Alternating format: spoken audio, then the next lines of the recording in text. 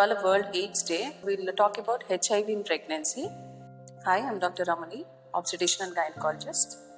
So అసలు HIV positive ఉన్న women pregnancy plan చేసుకోవచ్చా లేదా, ఒకవేళ ప్రెగ్నెన్సీలో హెచ్ఐవి పాజిటివ్ అని తెలిస్తే బేబీకి హెచ్ఐవి రాకుండా ఎలా కాపాడుకోవాలి? సో హెచ్ఐవి అనేది మదర్ నుంచి చైల్డ్కి ప్రెగ్నెన్సీ టైంలో కానీ, డెలివరీ టైంలో లేదా బ్రెస్ట్ ఫీడింగ్ అప్పుడు ట్రాన్స్మిట్ అయ్యే రిస్క్ ఎక్కువగా ఉంటుంది. దీన్ని మనం వర్టికల్ ట్రాన్స్మిషన్ అంటాం.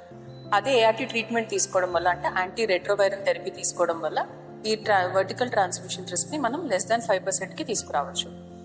సో ఫస్ట్ కేసులో CD4 కౌంట్, వైరల్ లోడ్ ఎంత చూసుకొని ఏఆర్టీ ట్రీట్మెంట్ స్టార్ట్ చేసుకుంటే ప్రెగ్నెన్సీలో ట్రాన్స్మిషన్ రిస్క్ తగ్గుతుంది. సెకండ్ కేసులో ప్రెగ్నెన్సీలో పాజిటివ్ అని తెలిసిన వాళ్ళకి as soon as possible ART ట్రీట్మెంట్ని స్టార్ట్ చేసుకోవాలి. సో దీని ద్వారా కూడా బేబీకి ట్రాన్స్మిషన్ రిస్క్ తగ్గుతుంది. ఇలా మనకి 5%కి వర్టికల్ ట్రాన్స్మిషన్ తగ్గించుకోవచ్చు. డ్యూరింగ్ డెలివరీ, వెజినల్ డెలివరీ కన్నా సిజేరియన్ డెలివరీని ప్రిఫర్ చేస్తాం. ఎందుకంటే వెజినల్ డెలివరీలో బాడీ ఫ్లూయిడ్స్కి, బ్లడ్కి బేబీ ఎక్స్పోజ్ అవుతుంది కాబట్టి ట్రాన్స్మిషన్ 70% పెరుగుతుంది. అందుకని సిజేరియన్ని మనం 38 వీక్స్కి ప్లాన్ చేసుకోవచ్చు. మూడోది వచ్చేసి బ్రెస్ట్ ఫీడింగ్. సో బ్రెస్ట్ ఫీడింగ్లో ఎయిదర్ ఎక్స్క్లూజివ్ బ్రెస్ట్ ఫీడింగ్ లేదా ఫార్ములా ఫీడ్ మాత్రమే ఇవ్వాలి, మిక్స్ చేసి ఇవ్వకూడదు.